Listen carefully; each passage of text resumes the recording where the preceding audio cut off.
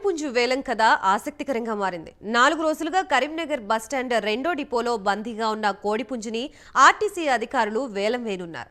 వరంగల్ నుంచి వేములవాడకు వెళ్లే ఆర్టీసీ బస్సులో ఎవరో కోడిపుంజుని మర్చిపోయారు. ఇది గమనించిన డ్రైవర్ దాన్ని కరీంనగర్ డిపోలో అప్పగించారు. అప్పటి నుంచి పుంజుని అధికారులు సంరక్షిస్తూ వస్తున్నారు.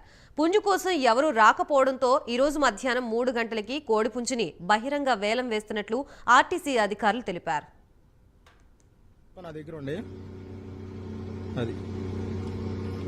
అది కోడి నాదేనన్నా ఎవరికి బాగా వేలం పట్టాపండి. అది కోడి నాదే, దాని ఆధారాలు మొత్తం నా దగ్గర ఉండే. ఆ బస్ టికెట్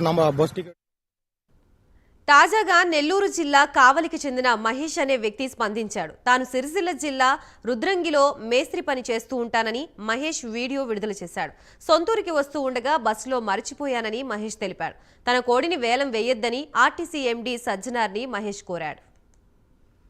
నా పేరు మహేష్, మా సొంతూరు కావలి, ఆంధ్ర, నెల్లూరు జిల్లా. నేను తెలంగాణ రుద్రంగి సిరిసిల్ల జిల్లా రుద్రంగిలో పని చేపిస్తుంటాం, మేస్త్రి పని. కొన్ని సోమవారం రోజు ఆంధ్ర కొత్తమని బస్సులో వస్తున్నప్పుడు ఈ కోడి ఒకటి నిద్రమంకులో బస్సులో మర్చిపోయి ఇంకా దిగేసినాను. తర్వాత బస్సు కోసం లిగిన బస్సు కనపల్లా. ఇప్పుడు యూట్యూబ్లలో వాటర్లు ఇటర్లో వస్తుంది. కోడి నాదేనన్నా, దాని ఫోటోలు వీడియోలు మొత్తం నా దగ్గర ఉండి అది కోడి నాదేనన్నా ఎవరికి బాగా వేలం పట్టాపండి. అది కోడి నాదే, దాని ఆధారాలు మొత్తం నా దగ్గర ఉండే. ఆ బస్ టికెట్ ఆ ఫోటో కూడా ఉంది నా దగ్గరే. సజ్జనార్ సార్, దయచేసి ఈ వేళ నాపండి, ఆ కోడి నాది, మీ మీద నమ్మకం ఉంది మాకు. దయచేసి ఈ వేళ నాపండి సజ్జనార్ సార్.